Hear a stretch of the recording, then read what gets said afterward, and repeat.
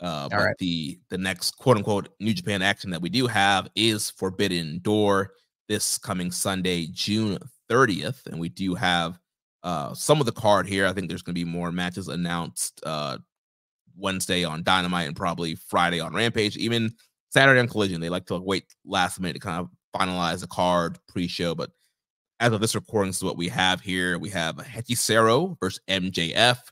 We have a first round matchup in the Owen Hart Foundation tournament. Bryan Danielson versus Shingo Takagi.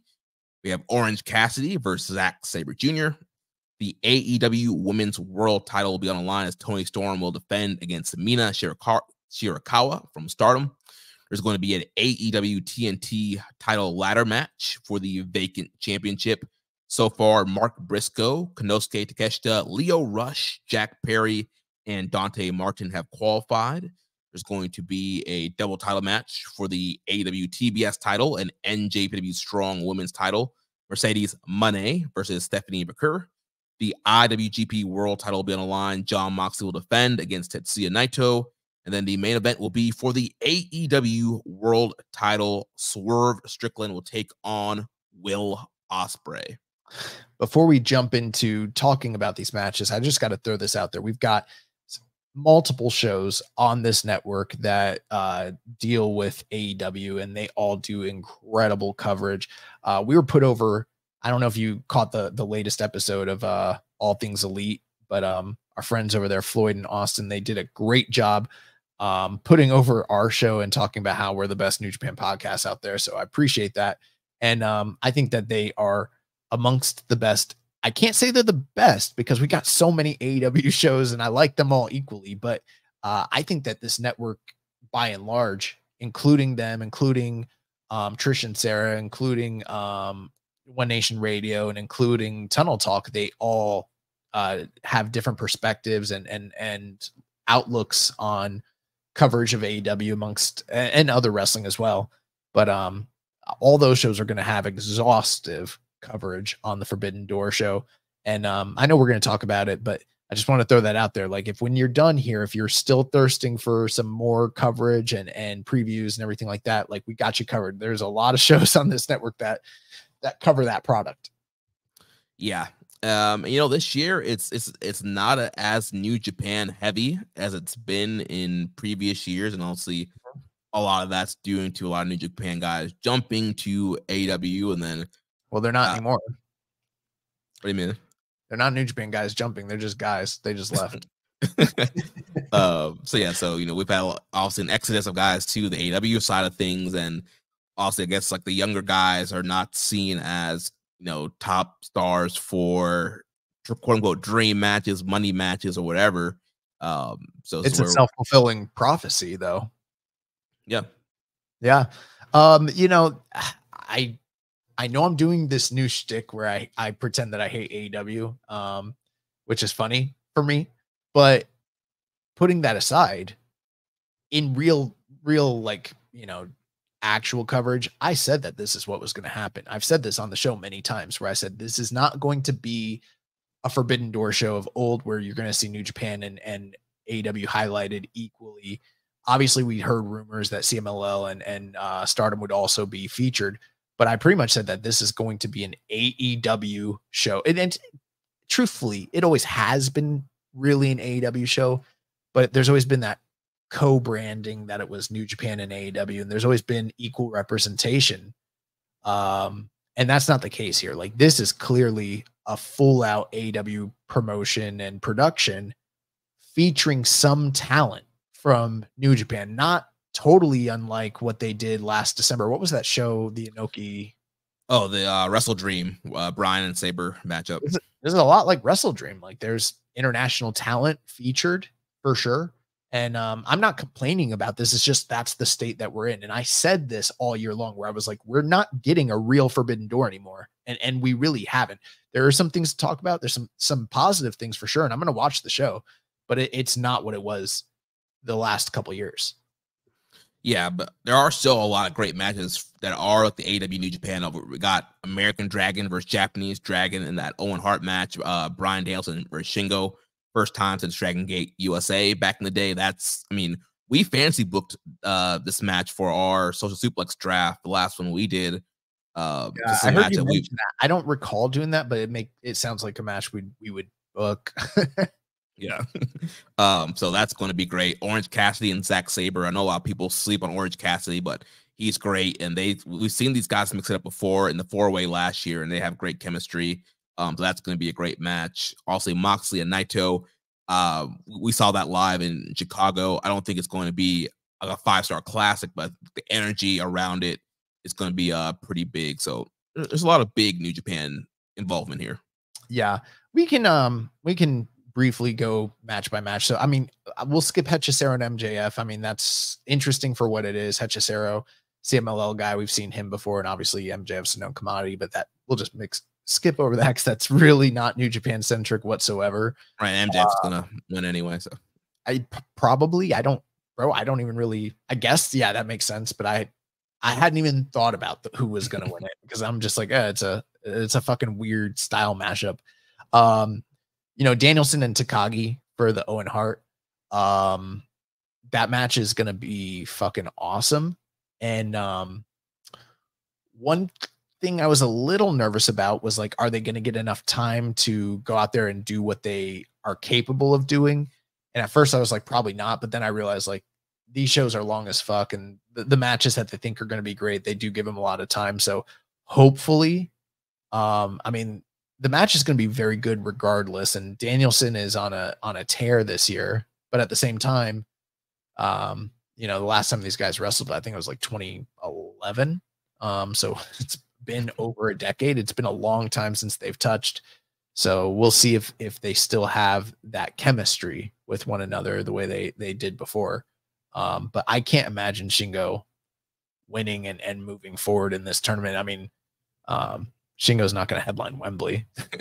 No, as much as he says he wants to, I don't think that's happening. Honestly, I think Bryan's going to win this match. I think Bryan is winning this tournament. They're doing the whole story of like he's about to retire from full-time action, and so I think it makes a lot of sense to give him one last big title match in Wembley. Yeah, I mean, that was one thing. I guess we're going to do some AEW talk, but like I had heard that the tournament was going to be chock full of major names, and there are a couple, but by and large, the tournament is exactly what the other tournaments that they've done in the past are. You can see who the top 2 guys on each bracket are and who are going to end up in the finals, and then you kind of take your pick over whether it's going to be Jay White or Bryan Danielson. The only caveat to that is on the right side of the bracket, there is a wild card, and you don't know who that wild card is. And maybe it's somebody that, that could headline Wembley. I've heard a few different names. I'm not going to speculate, but that's the only real catch there. Probably Hangman, but then you're kind of wondering if it's going to be Hangman or Danielson in the end. But yeah, for the anti-AEW Puro heads, they're going to be pissed because Shingo's for sure losing to Danielson here. But I guess that's really not what we're watching for. We're watching for, this is pretty much the end of Danielson's like regular run as a contracted full-time wrestler. And this is one of those bucket list matches that he needed to kind of check off, and it's happening. So it's hopefully it fucking rules. My one concern is like sometimes those early matches on an AEW show, like I call it like the Samoa Joe slot. Like he always had those like TV title matches, and they're really good, and they like peak at 4, but that's pretty much all they give him the 15 or 20 minutes to do that, and that's all they do. And I'm hoping these guys give us what we know they're capable of giving us. Yeah. So then Orange Cassidy and Zack Sabre Jr. Quite a styles clash. Those guys are very familiar with one another from their time on the indies. I just can't imagine Zack would lose to Orange Cassidy, considering I think Zack is in line for potentially being a G1 finalist or even winning it. And I think he's on track to be IWGP champion. I am hoping that it's not a situation where Tony's like, what would be like, he's privy to the booking, and he's like, well, Zack's gonna be champion. We have him lose here now. And then we got a built-in rematch for the title later on. I'm like, I'm hoping they don't do some shit like that. But I think Orange Cassidy is like the perfect opponent for someone to beat it's like perfectly fine. We saw that in the past with Ospreay, and now Ospreay works for Tony Khan. So who knows? Maybe Zack Sabre Jr. is going to get poached off this. Who knows? Yeah, I'm pretty sure Zach's winning here. And like you mentioned, like Orange Cassidy, he's an upper mid-card top guy that gets pushed. He's always on his pay-per-view. He always has great matches. He's a top guy in AEW, and they've been mixing it up on Dynamite. There's been two multi-mans that Zach's been a part of that they've been mixing it up there. And so, yeah, the good chemistry. I think it'll be a great matchup. Yeah, I expect Zach to get the win here. I have no thoughts about Tony and Mina whatsoever. That match is going to be, you know, full of very attractive women, but I really have no thoughts about this. I think there's a love triangle or some shit. I don't know. And then we got the TNT title ladder match. And again, I said this on a different episode, but I think it's weird that the ROH world champion is vying for the TNT title, but whatever. I heard that Leo Rush is the official like New Japan representation on the match. And it's like, bro, he doesn't even he's not signed here. He doesn't go here. He's chaos for life. What do you mean? This man he's signed to AEW. He's an AEW talent. It's like when they had Shibata, they kept showing the lion mark and shit. So I don't really have any thoughts about this match either. And I don't know why we have to. They do ladder matches every fucking pay-per-view, it seems like. They do them a lot, but I think that's just modern wrestling in general. Like WWE does them a lot. I feel like people just do ladder matches a lot. And you know what? Rarely do these multi-man ladder matches for AEW in particular ever really deliver. Yeah, I think they end up being like really good, but I think the bar has been set very high. You know, you go back to that NXT takeover, that North American ladder match. Like, there's been a lot of really great multi-man ladder matches that have been done over the years. That not just that, but like also some of those Money in the Banks back in the day. That shit's like kind of hard to. And plus, this stuff's not for like main event spots or anything. This is like lower mid card, and it not like the mid card where it's like you're out to prove yourself, and if you do really well you're gonna get pushed. It's more just like we gotta have some entertaining ladder shit. And so these guys go out there and they work hard, but they don't work too hard because they know what it is. Yeah, I mean, it's not gonna be like, you know, the ladder wars that you would see with like Steen and Generico or like the Bucks and Ring of Honor. Like, I feel like there's been even not just multi-man, but just even like tag or singles ladder matches over the years that are so great that raise the bar that sometimes, yeah, a match like this, you think, I mean, it will be a great match. You have a lot of great guys in there, great high flyers, but that's not to say that there's been no good. I mean, there's been some incredible ladder matches in AEW history, but this particular one where it's these scramble ladder matches are not that great, honestly. Yeah. They're just kind of there. It's taking up space. Yeah. I think Jack Perry's probably going to win to continue the whole elite storyline. Couldn't tell you.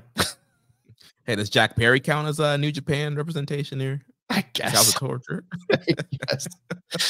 After that, we got the TBS title and the New Japan Strong Women's double title match. Mercedes Moné, Stephanie Vacour. We've seen them wrestle prior on a New Japan show last year, and it was very, very good. And I think the match is is this Mercedes' first match? No, she wrestled Willow. See, I didn't even watch pay-per-view. But there's no way Mercedes Moné is losing on pay-per-view to Stephanie Vacour. I think the match is going to really deliver, but you know, we've come full circle and gotten back to the point where Mercedes gets the belt that was literally invented for her. And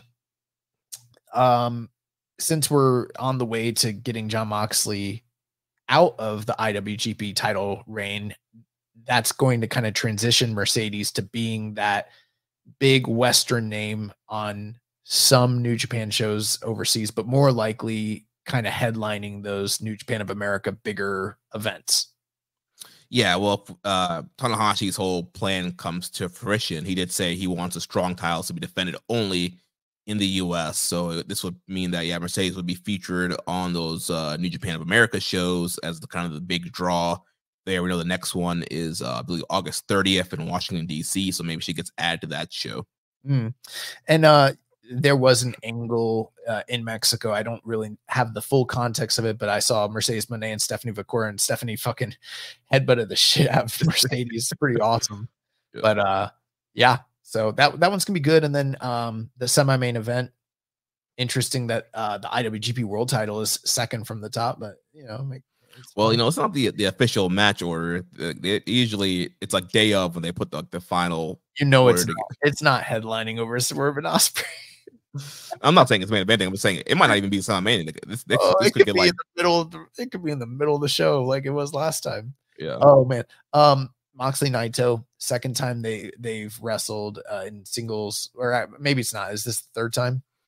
I think it's the third time. Yeah. They had that G1 match, but I feel like hopefully they have gained a little bit more cohesion over. A lot of people liked that match, Chicago. You and I were very much lower on the spectrum when it came to love for that match, but I'm hoping that some of the expectations I had for the first encounter are kind of surpassed here. But Jon Moxley he's doing the job to Tetsuya Naito, like 100%.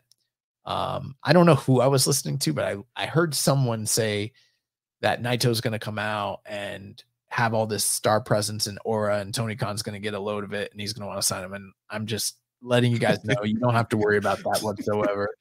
Tony Khan has no plans to sign Tetsuya Naito away from New Japan Pro Wrestling. Oh my gosh. It's not going to happen. No. So your guy's top, you know, Shiaku, he is safe. Yeah, I don't see that happening. But yeah, I mean, I think, you know, again, both these guys are top stars. I think it will have the great atmosphere. I don't know how great the match will be compared to, you know, a Danielson Shingo match, but I think there's enough heat there and star power to make this a big moment. And yeah, I do think Naito is going to win the belt back, take the belt back to Japan, be a champion in G1. So yeah.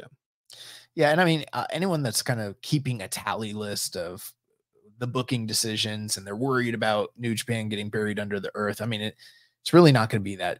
Takagi's going to lose to Danielson. It's going to be a great match.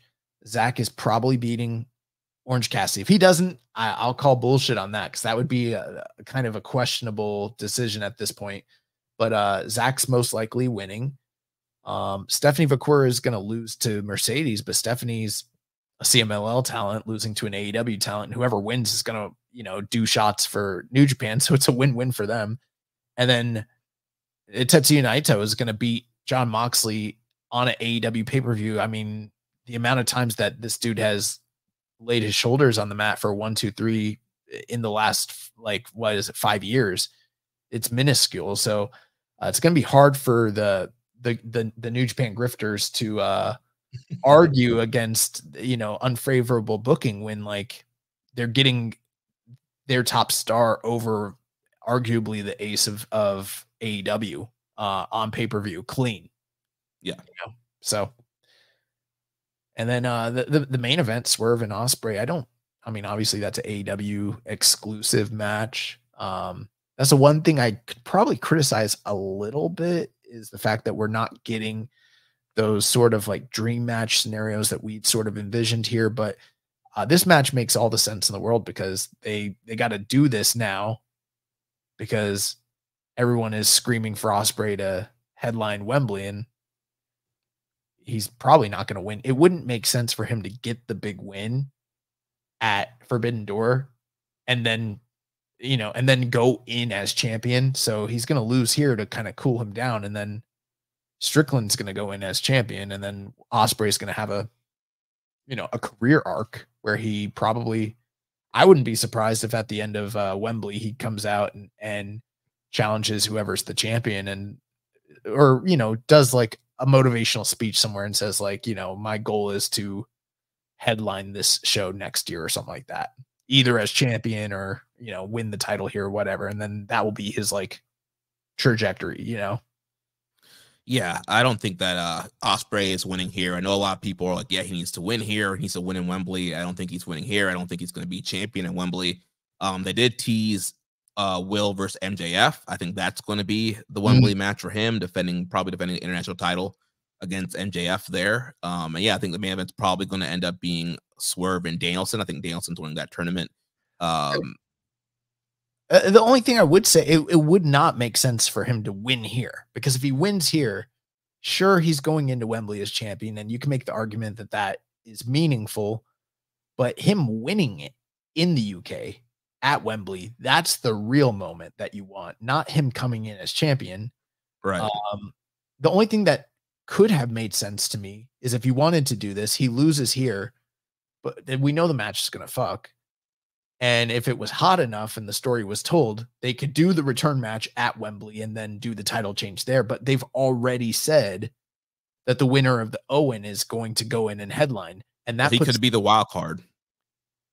Why would he be the wild card when he's already getting, when the bracket's already been announced and he's getting the title shot on pay-per-view right now? That would be bad booking.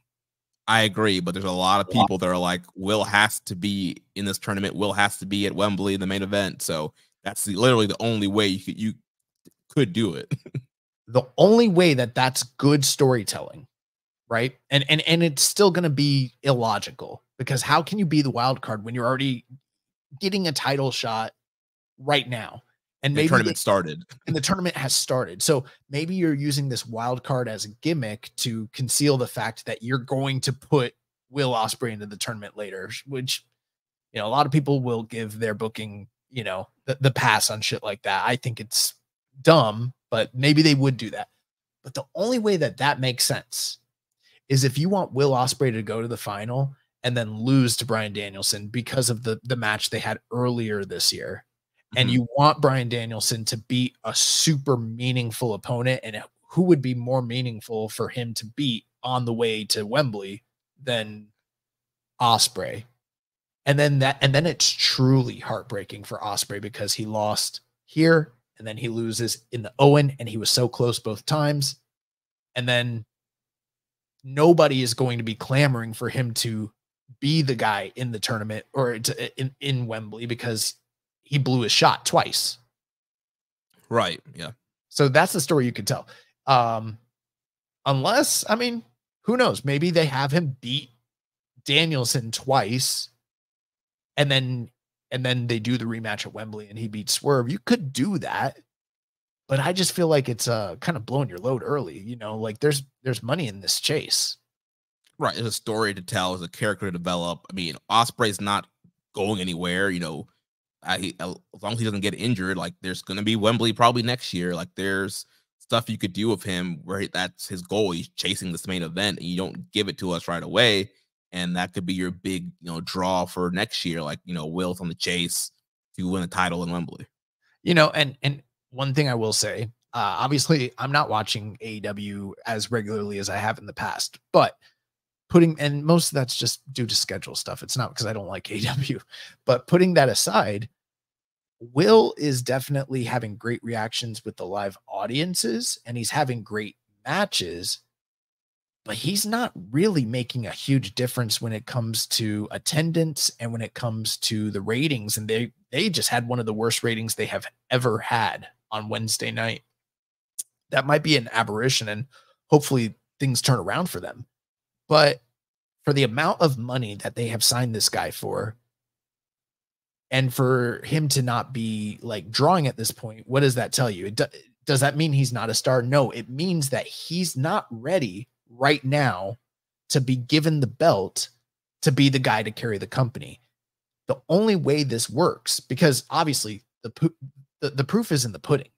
Obviously, Will Ospreay is a huge star, but it's like it's too early right now. Even if he's having 5-star matches and he's getting incredible live reactions, he's not a needle mover yet.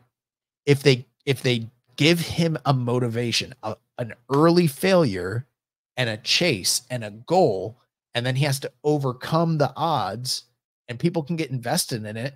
That's what they did with Swerve, and that's what worked to get Swerve to the point where he's at, where people were clamoring for it. And there's still people that are critical on his level of star power. But if you do this with Will now and you have him win the Owen or you have him win the title now, it's way too early, and people would bury the fuck out of Tony Khan, his booking, their business sense, because he's not a star yet. He's a star in the making, and you don't make him by just throwing the title on him. It's not time. They need to have a story arc for the guy so that he can become a meaningful star. And a lot of people think he's going to be like the top guy in AEW, and you don't do it by giving him the belt now. He's not ready for it. I mean, if he was coming in like Hulk Hogan in 1984 and business was moving and like the roof was, going off the place, sure, put the title on him, but it's not time. Right. Or even like, Hogan coming to WCW, or like a big like WWE star going to WCW and really changing the landscape of things. Like Will is not like he's coming from Japan. Like he's a star in Japan. He's never been on American TV. Like he's still being developed. And I feel like with Swerve, they spent a lot of time building and investing in Swerve. And like you mentioned, they did a great job building to that title win. And Swerve is starting to move stuff. You look at Swerve's segments, like his segments are drawing ratings. I don't know about attendance so much, because they're kind of down on attendance. They're struggling. Yeah. Swerve is definitely a star, and they've been building him. And at least he's drawing on TV, and he's getting great reactions in the buildings. And so I think Swerve's a guy you want to keep investing in and keep building up. And I think Swerve deserves to be in that main event in Wembley. Yeah, I totally agree with that. And this is probably a little bit more AEW talk than we've ever really done, but I don't know. Like, I'm not the greatest booker or booking mind that's out there, but even I can see, why would you put the title on Ospreay yet? He's not ready for it. Yeah. Not that he's not talented enough to carry it. We've seen him in the role as a champion, and he's the fucking man. It's just, it's all about timing these things. And now is not the time to do it when he's an unproven commodity. You don't just give him the ball and say, run with it, kid. You got to build that up and manufacture that moment so that it crescendos at a time where it makes the most sense business wise. Yeah. It's not like, an e-fed or a video game where you don't have to worry about drawing or TV ratings, or like, and you just put the belt on your favorite guy and go forward. Like, there's a lot of business decisions. There's a lot of numbers to look at. Trish and Sarah, they do a great job, analyzing TV ratings and attendance and who's drawing and who's not drawing. And you got to build that. So you just don't draw, unless the guy's a proven draw, which Will, like you mentioned, love Will, credible pro wrestler, but the proof, like, where are the numbers at? Like, right. We have not seen attendance go up with him being there. We have not seen TV ratings go up with him being there. If AEW, let's just throw a hypothetical out there. If AEW signed like a John Cena, which he's probably a little too old for this, or, like Roman or Cody came back, right? Those are situations where when they come in, it would make all the sense in the world to just put the title on them like almost day one. There's a lot of fans who would hate it, but there would be an argument for why that would make sense. And it's very similar to what Tony was trying to do with Punk if things had worked out the way that he hoped it would. But Ospreay's not Punk in terms of the US market. Not yet anyways. Right. We did have a question from Death Triangle 720. Says, do either of you find it funny that Forbidden Door has far less New Japan talent involved than previous years, especially when Tana has said one of the main plans is to improve New Japan is to have a better relationship with AEW, but not one of their young guys are involved on the show? Yeah, I mean, it's like what you said earlier. Like, we kind of already knew the score going into this year, what things are going to be. So it's not surprising. I don't find it funny. Just the state of where things are at right now. And I think, like you mentioned, there's going to be some big New Japan wins. Like, Sabre's going to beat Orange and Naito's going to beat Jon Moxley. So I think from that standpoint, like, that does make New Japan look good to have two of their top guys on a big pay-per-view beating two top AEW guys. So I think from that standpoint, it is going to make New Japan look good. Yeah. And, from a booking standpoint, it's probably so much easier for Tony Khan to be like, okay, I only have these couple handful of New Japan meaningful matches where I've got to protect certain people and put them over. And instead, like, in years past, there's probably been so much negotiation and politics involved with that entire process. And this is probably, much less so. Plus, like you said, there's only been 8 matches announced. They usually have 12, including pre-show. Yeah, it's usually like 4 matches on the pre-show. There'll probably be more matches on the main card. I think they teased the Learning Tree, Jericho, Brian Keith, and Big Bill against Joe, Shibata, and Hook as a match. So there's going to be other stuff that happens. New Japan match.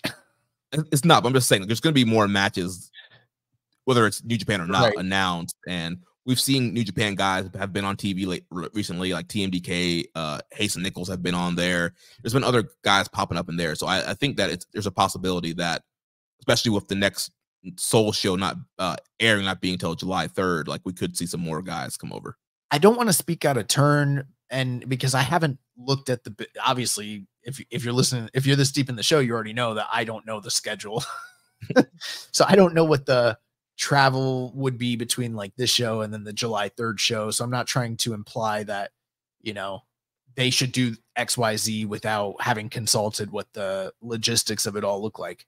That being said, putting that aside, I think that it is a huge misstep to not have at least one showcase spot for the Reiwa guys, whether that's Yota Tsuji or Shota Umino. Obviously, Shooter's out until G1, so that's kind of out the window. But you got Gabe Kidd, you got Yota Tsuji. Obviously, there's always Narita and Uemura, but for the Western market, I think those two guys I've first named, Tsuji and Gabe Kidd, they kind of translate better and make more sense in the fact that there's not a spot anywhere for any of those guys.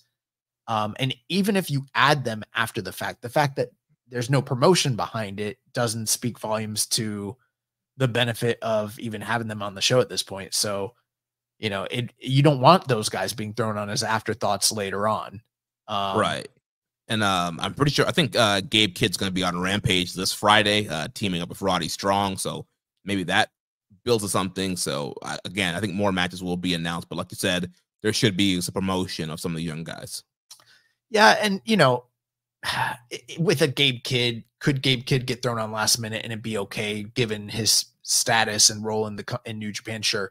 But like a Tsuji's like a prime guy where it's like, why the fuck isn't he on here it doesn't even have to be a singles match, but like, why isn't LIJ featured in some prominent position on the show? What about Hiromu? What about, Tsuji? Like why isn't that happening? Right. You could easily do like Tsuji, Hiromu, and Teton versus some AEW trio. There's a lot of New Japan talent that you could point to that are big names that could easily have been on here. Like a Desperado is one. Or even an ELP, a guy that has been involved prominently on these shows in the past. Like I mean, even Ishii, who's a big name in the U.S., gets great reactions in the U.S. Like nothing for him either. But I think it's more biting when the young guys aren't even featured. And that's one big negative on the show for sure. Yeah.